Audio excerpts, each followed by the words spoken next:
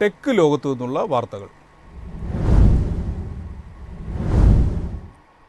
അമേരിക്കയിലേക്കുള്ള ഇന്ത്യയുടെ കയറ്റുമതിയും ചൈനയിൽ നിന്ന് ഇന്ത്യയിലേക്കുള്ള ഇറക്കുമതിയും എക്കാലത്തെയും ഉയർന്ന നിലയിൽ. 2024-25 ഇന്ത്യയുടെ മൊത്ത ചരക്ക് സേവന കയറ്റുമതി 5.5% ഉയർന്നു.